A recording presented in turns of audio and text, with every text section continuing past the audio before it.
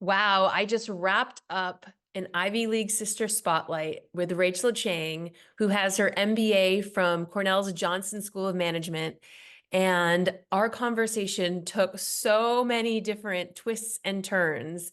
This woman opened up very vulnerably about her experience with depression while she was at school, her relationship, her toxic relationship with her mother, and what it was like, what it's been like to face rejection and keep going. She has created a school called the Ivy School, and it is where she teaches English to students in Thailand. It's been incredible. She created this completely from scratch, and it is continuing to be mission driven and change the way these young students can navigate the world by learning English. So, as she likes to say, English is the key to so many doorways. So, I look forward to you hearing her journey, her story, and how it has unfolded, and let it be an inspiration to you to know that you're not alone. Enjoy. I just want to start by saying, Rachel, first of all, it's midnight for you, right?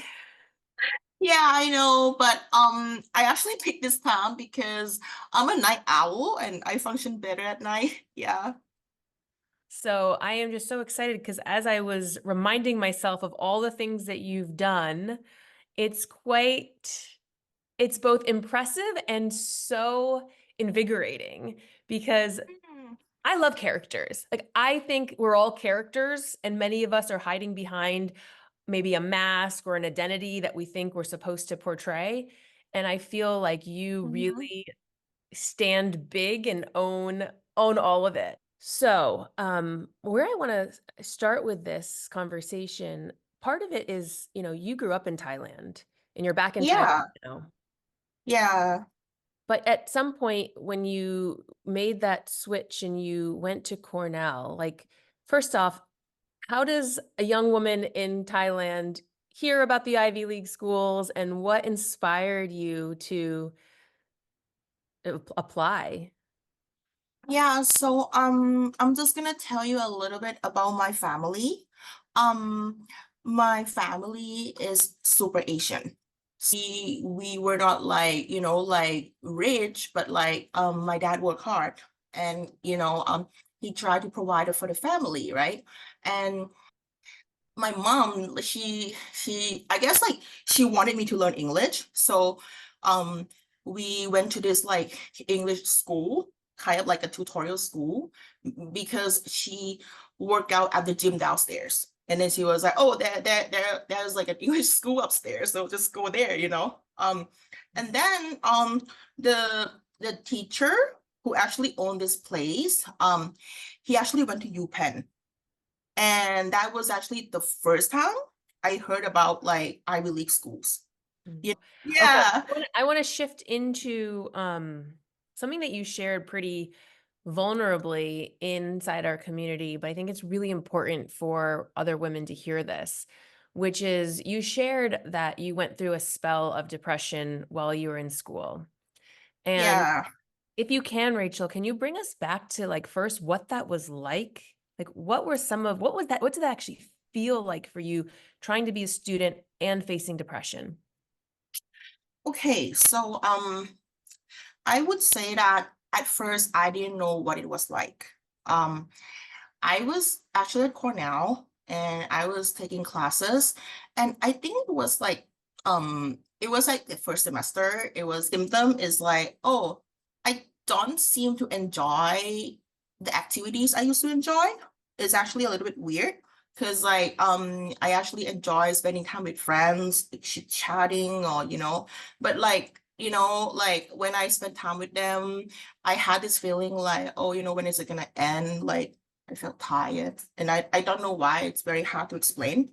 Sometimes I just like cry at night, and Mhm. I didn't know why I cry. Like it was like weird. It was like just like a sad feeling, Right. like embedded. You're like, Yeah, wait, who is this person that's all of a sudden crying and not yeah, enjoying the activities that I used to enjoy? And exactly. I Yeah. think that can be quite alarming. And also, if it's happening sort of incrementally, you kind of, it's like that 1 degree shift, that it's not so like getting hit by a bus or something. It's like, wait, Yeah. Yeah. And the thing is like, I guess like I have this like weird thing about me, right? Sometimes like, I care about like maybe achieving my goals or like taking care of other people. And I just ignore how I feel, you know?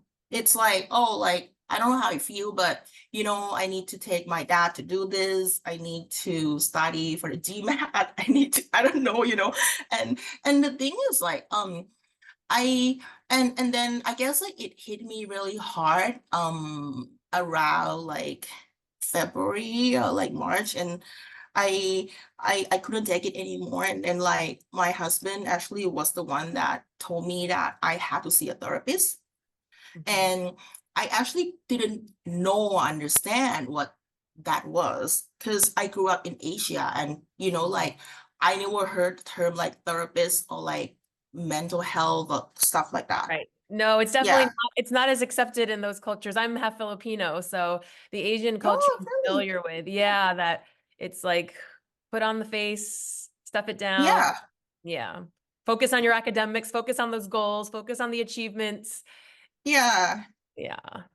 Mm. So like Your husband was kind of the one, the advocate for you, recognized it, said you got to have to get a therapist. You yeah. go to therapy. Did they put you on meds right away? What was that process like?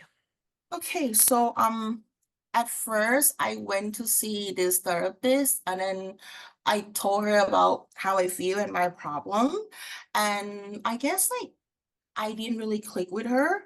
I think it took me the second time, and then they matched me with an Asian therapist. She's like Japanese, and I feel like, oh, she understood me better. Like, I would say that it's quite a process because like not all therapists are gonna understand you. Maybe it's better if you find someone with similar background.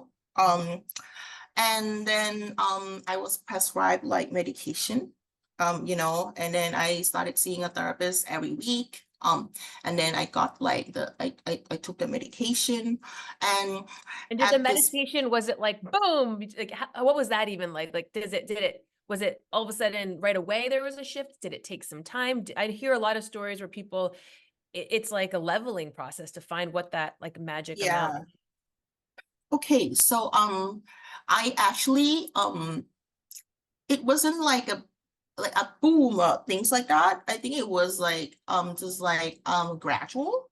And basically I also changed my lifestyle. I started like going to the gym, exercising, because I knew it would be good for myself. One thing that I don't know, like there are always like challenges. So for example, like when I came back, right, and I brought my husband with me, and my parents just didn't really like my husband. And That's then hard. Like let's just pause that for mhm, there for a second, right? Like because we so deeply want our loved ones to be accepted and embraced, especially by our parents, our siblings, our the people that are closest to us.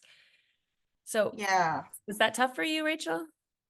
I feel like it was just like me and my husband, against the whole world. Like it's like my family just didn't want me. Wow. Yeah. Oh, yeah. So Oh, you're kind of at this place. Your parents have essentially you've decided to leave because it's a toxic situation. It's you and your yeah. husband versus the world, and you're like, I want to make a social impact. I want to make a difference. You're in Thailand right now, right? Yeah. And you decide, I'm going to start a school. Like, wow. Okay, so this is not just like the first time I thought about it, but basically I have always wanted to do my own business. I noticed like a big difference between the education in Thailand and America, because like I went to both like a university in Thailand and also a university in America, and I'm like it's like a really big difference. Yeah. So Like distill it for us. Like and in like a sentence, what would be the top thing that is the difference? at you have to be like ready all the time. Like, even at Cornell, professor would cold call you. They ask you to put your name in front of like, like yourself. And like like this finance professor was probably gonna ask you about some finance question, and if you couldn't answer, then like I don't know, you My heart is beating just thinking of that. Like I'm getting brought back to undergrad days. And one of the reasons like I didn't even want to go to law school was the Socratic method of just like on the spot answering this like okay. I actually came up with a counter method. Okay. So like before that happened, I would raise my hand and ask question first. that's great. Oh, I love that, Rachel. Because like, you know what, I prepare questions, and then like when like the class started, I would be the first one to like raise my hand, right? And then like he would not pick me because I already talk. This is brilliant. This is brilliant even for people that get nervous in like other settings. Like you can apply the same method to work or Yeah, I don't know, anything where you're feeling like, yeah, you might kind of get confronted if you're proactive about it versus reactive, you're yeah. less likely. And then like I would say that when he says something, you know, like a lecture, whatever, even though you don't understand what the hell is going on, just like look into his eye and like look really focused, look like you're listening, you know, because he is gonna pick someone who look away and not listening. Mhm. Yeah, Those are great tips. Okay, so bringing us to your school, you have now yeah. decided I'm going to start creating a school. What was the mission of the school? Who were you focusing on? Give us a little Okay. rundown on that. So I guess like the things that I really want to focus on is first I want my students to learn English as a first language. And I would say that English is like where like I feel like English is like kind of like a key, you know. You have this key and then you open yourself up to the world. You can look up any information, you can educate yourself. It's a very powerful tool. Like you have to the second thing that the reason why I want to open up the school is I want to focus on critical thinking, Socratic methods, and this is something that I didn't learn in Thailand. In Thailand, it's kind of like rote learning. You just listen to like what you know teachers say, and then you just like memorize and you know write whatever like on the exams, and you forget about everything. I want students to be able to think critically and to be able to ask questions. I Mhm. think that is very important because in Thailand, if you ask questions, you're gonna get hated, you know. But like, I don't know, there was like a girl that so every semester, like my school would award like a scholarship to a student who actually has the highest GPA. And there was a girl that I don't know, like she probably like wanted to get a scholarship or she didn't like it that I beat her. She just like, I don't know, like long story short, she just like told everyone to hate me. And I faced this all my life, like growing up here. That is so Like, hard. I call that the sister wound that women have, which is the compete, compare, and criticize. And so it's like, I feel it comes back from ancestrally like generations when we as women were trying to find our one spot to literally survive, right? Like back when so much were arranged marriages or people where you were getting chosen mhm, who you're going to be with, you were literally like elbowing out your sisters to get the prize of whatever that might be. And oftentimes it's a man. And so I think that it's ingrained in a lot of women. That's why I think this work that we're doing inside mhm, like Ivy League sisters, right? Where we are mhm, not competing. It's not about being wanting up another woman. It's not about shaming mhm. her or being the jealousy. It's like bringing light to that. So, Yeah, I feel for you. I relate to that mhm, too, Rachel, in the sense of yeah, dealing with just that that competitiveness from other people. You're like, I'm trying to mind my own business. I'm trying to do my thing here. yeah. And And you're like the and the thing is like it was hurtful for me. And I would say that when I was a kid, you know, it's I guess normal for everyone to want to belong. But at one point I just realized that you know what, it's not gonna work out. So I should just focus on my own thing, and I just learned to eat lunch alone. Like, and I guess it turned from like being hurtful to like being numb. What does belonging mean to you? Define it in your terms. Like, I just want to like be in a community where like people accept me for who I am, and then like I guess like open to my ideas, and then like I learn from them, they learn from me. And I would say that it's actually a very good question, because I have been asking myself all my life, right? Like so in my life, I have lived in Thailand, I have lived in Taiwan and America, right? And wherever I go, I have these feelings. I would actually like look at Thai people and I'm like, why are they acting so Thai? You know? And and then like when I was in Taiwan, like I look at these Taiwanese and I'm like, they're acting very Taiwanese. Like, and in America, I'm like, why are they acting so American? And then I started asking myself, like, who am I? Why don't I feel like I belong? Wait, what's going on? This resonates. Yeah. This resonates with me, and I think many others who have that feeling of where are my people? Like I've heard that Yeah. line over and over and over again from a lot of women. And I wonder if how many of us are like holding that close to our chest and not saying it and just maybe acting like, oh, I belong. But similar to you, like I recently went to the Philippines in Mm-hmm. December. I'm half Filipino, like I said. And I'm like, okay, maybe these are my people. I'm going to see what it feels like. And I got there and I'm like, they're not my people, because I felt like they were so conditioned and well trained to like put on that Mm-hmm. hospitality facade. Everything was like, yes, mom. Yes, we'll follow the policy, mom. And I'm like, ah, who are you beneath all this like pleasantries? And then when I went to Armenia this past summer, where I'm a quarter Armenian, I'm like, okay, it must be the Armenian side. Those must be my people. I get there and I'm like, they were so guarded and reserved and kind of serious in their culture. And I'm like, that's not me either. Like I'm more warmth. And like when you said just now, your belonging is like acceptance, it's exchanging of ideas. I'm like, oh, that's my people. It's not about a certain culture. It's not about a certain like wrapper. It's actually like so much more deeper than that, right? Yeah. Like, I guess I just like learned to accept it as I grew older, and I'm like, you know what? Like, maybe, quality is probably better than quantity. I'm very fortunate that I have a husband who actually understands me, and then we support each other. I have like a couple of friends. I don't know. I have like, I don't know, like probably not more than 10, maybe like five close friends, like not more than that. It's hard for me to connect with people. I can be like, I can be like extroverted, outgoing and friendly, but I don't connect with everyone.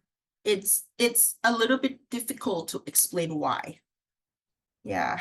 Yeah. Um, I mean, that lands with me in the sense of like, again, people often, yeah, say like, will see me like, oh, you're extroverted. You can, talk to people, you're outgoing. And I've noticed that about you, Rachel. Like you can, share, you're open book, all of that.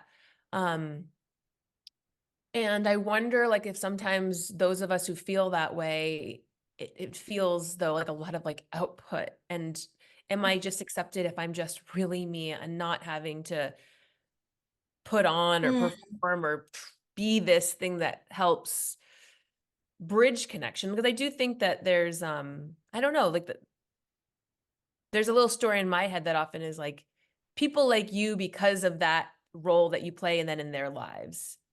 And mm, if if I'm a little bit more quiet and reserved, am I going to have connection? Are people going to belong to me? So it's just interesting how we start to mm, package ourselves in these different identities and roles to seek belonging or connection. mm. Yeah.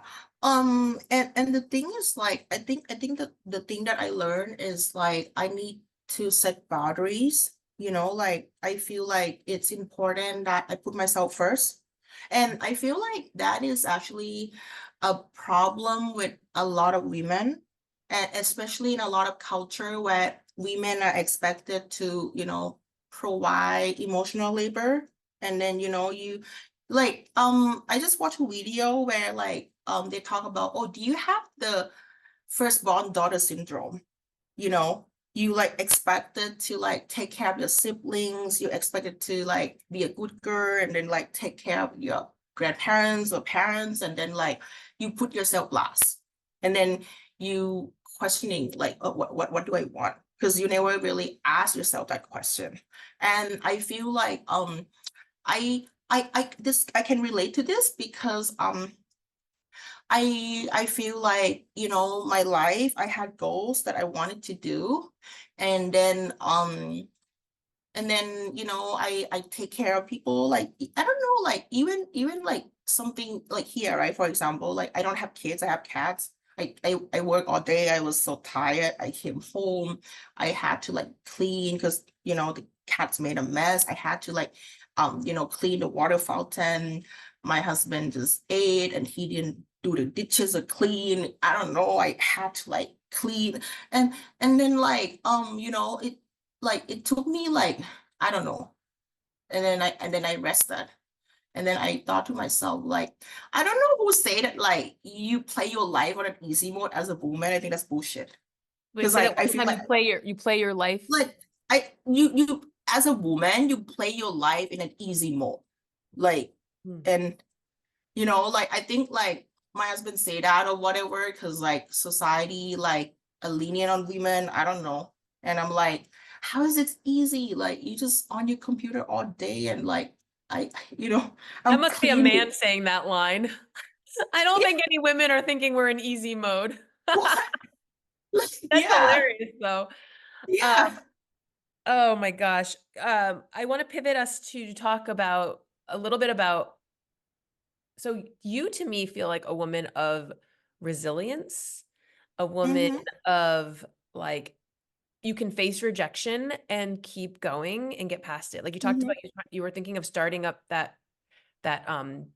clothing line, didn't quite work out. You didn't share this here, but I know you tried out for American Idol and it didn't happen. And now you've built this school. What what keeps you going? How do you handle when you face rejection? What is your like what's the voice in your head that gets you out of that shame spiral or negative mm-hmm. spiral? I guess like okay, it's a bit funny, but I faced a lot of rejections in my life. And I would say that the first person that rejected me is actually my mother. So how like they say parents like offer like their kids like unconditional love? That is probably not the case with my mom. And like I understand that I grew up with her, and then like that would be like something that maybe is Asian or whatever. It's like, oh, you know what, if you don't do XYZ, I will not love you. Yeah. Or like sometimes she would get angry, and then she would say like she would like disown me. She'd be like, you're no longer my daughter. Wow.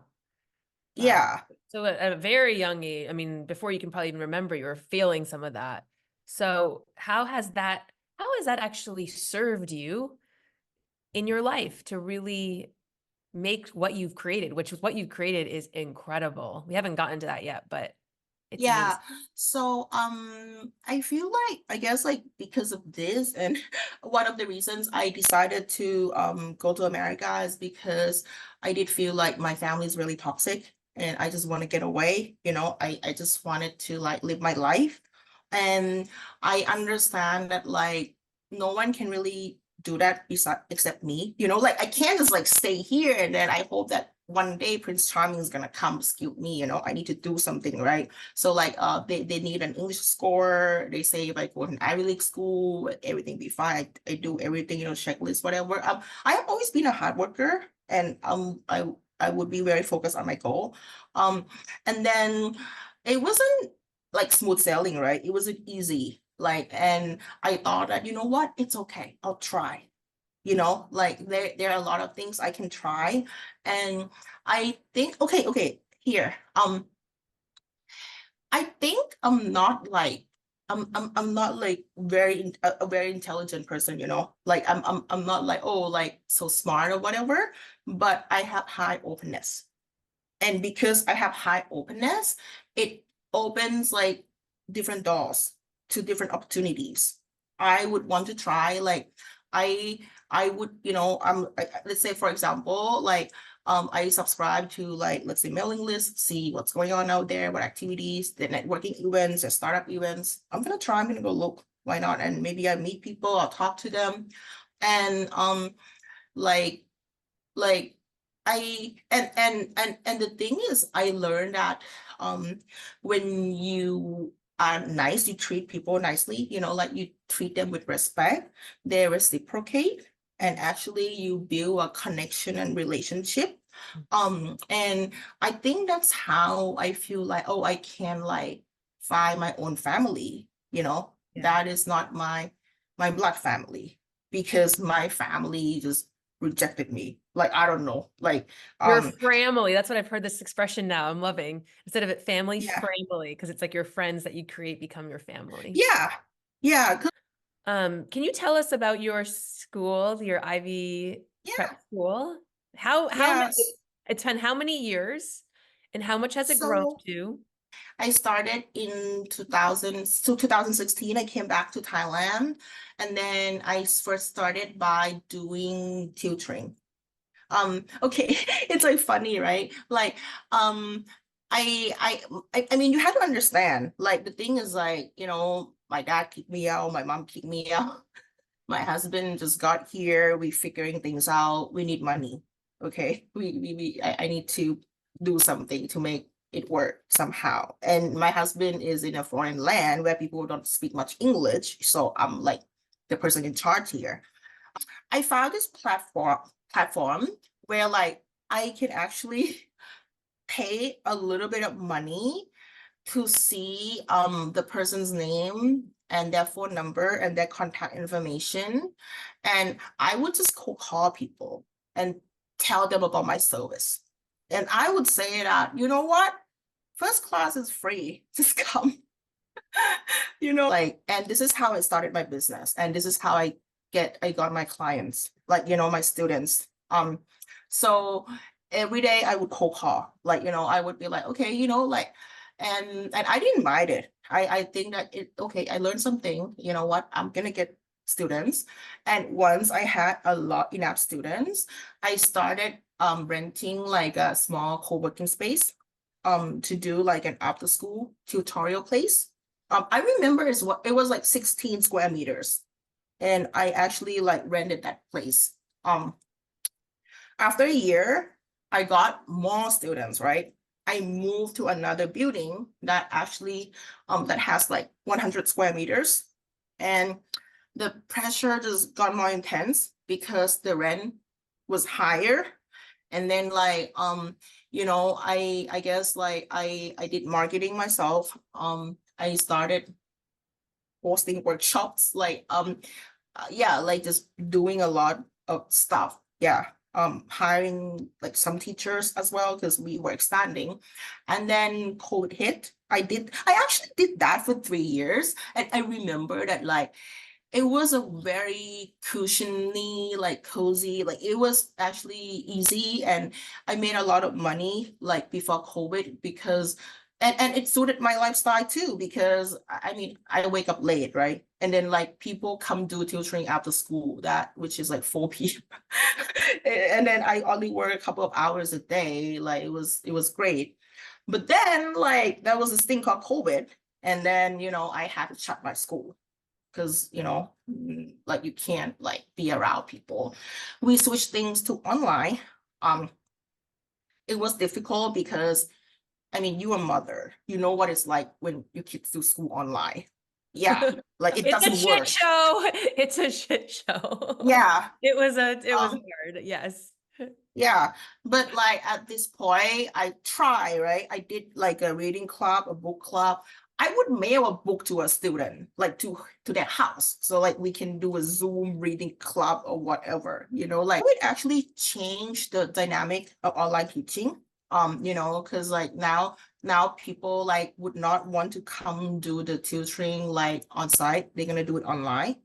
And then we think that okay, you know what? If we do the day school, students have to come, right? You have to go to school. You can't like and then like online teaching doesn't work that much. Like, like kids need places to socialize or whatever. So I got this space, like it's like a house, but I turn it into a school. And it's smaller compared to other places. Like my place would be able to accommodate maybe like 100 students max. But and then like That's a I did lot. everything. That's a lot. Yeah.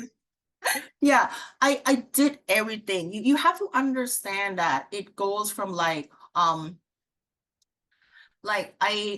got like an architect, my dad's contact, and then like I bought all the furniture actually, like the chairs, the tables, the desks, canteens, like the eating tables. Like I went to IKEA, and I hired everyone. Like, I hired teachers, cooks, admin person. I don't know. Like, it's more like there was no one else doing it, right? I had to do it because like my husband doesn't speak Thai. And then like it's easier for me to do like all these things. Like so I had to do it. I have to be the one doing marketing. I have to be the one talking to parents. And I learned so much. And the thing with school, I was also the one doing like the license. I actually got the license from England. We do like British curriculum, and I can offer them like academic qualifications from England. It's called IGCSE A level. I also did that myself, and I also do school partnership with schools in Australia, Canada, America. Yeah, Rachel, this is incredible. You've built so much. You've built so much. yeah. And Like, well, the thing is like it's not like I have another choice, because like I have employees to take care of. And the thing is like I have some students, right? Like say like one day the school fails and I have to shut down the school, and then I have to be like, oh, I'm sorry, but we gotta let you go. And then I have to tell students that, oh, sorry, we somewhere else, like like yeah. I don't want that to happen, right? So Yeah. How many students do you have right now?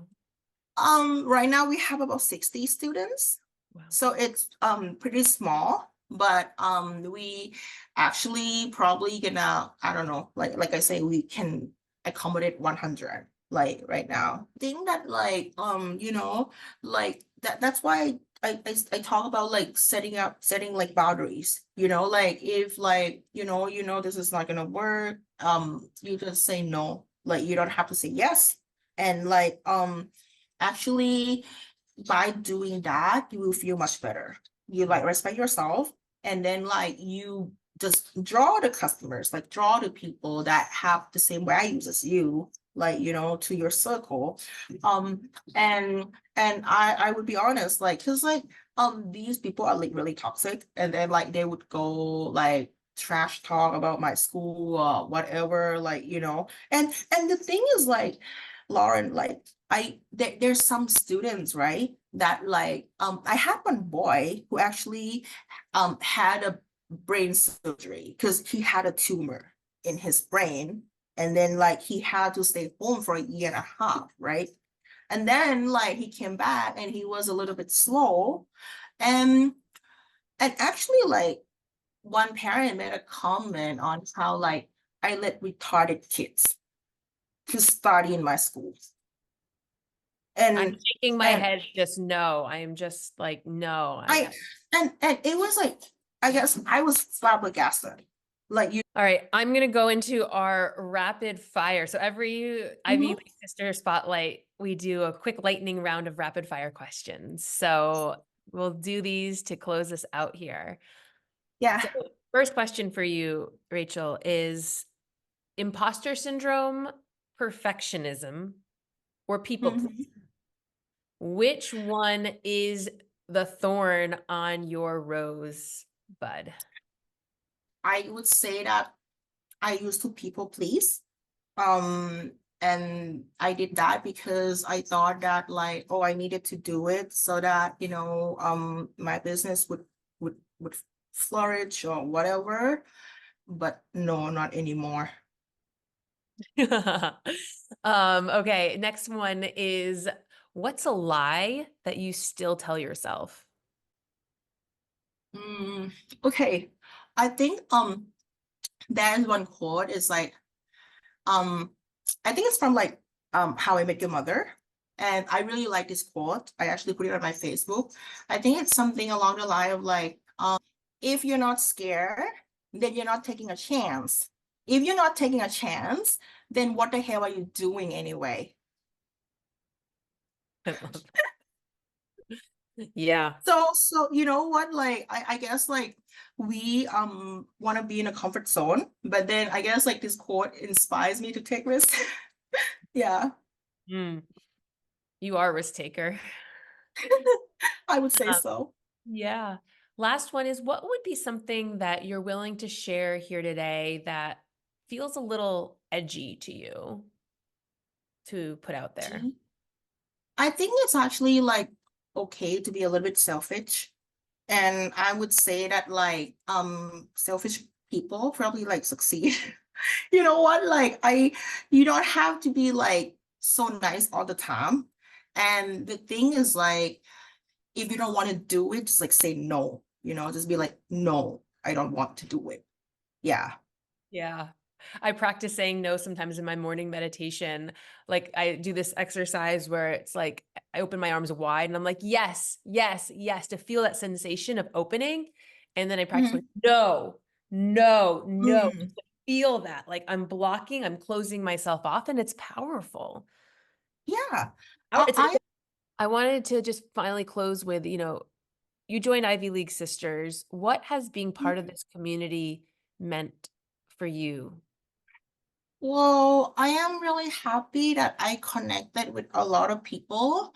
And I guess I had also like some private chat with like a couple of people. Like I guess like because I try so many things and I learn a lot and I would like to, just like share what I learned with people. And I just want like to see everyone, like happier and better. And actually I saw on the the IG feed that Flora just like got a job and I'm so happy for her. To do for the community as we grow it and scale it is I actually want to put our heads together. You, me, Mm, Laura, Maria. I don't know if you've met her, Maria Rojas. She's a Brown grad, and Sarah Schur, and think about how we can reach that somewhat younger generation to let them know this is a community of mentorship. This is a community of support. And I feel having you, I mean, the work you've done and built that school, you might have some insights and ideas and ways. I know you've sent me a couple, yeah. but like, how can we grow this? How can we reach people? Okay. I know it's gonna sound cliche, but it's TikTok.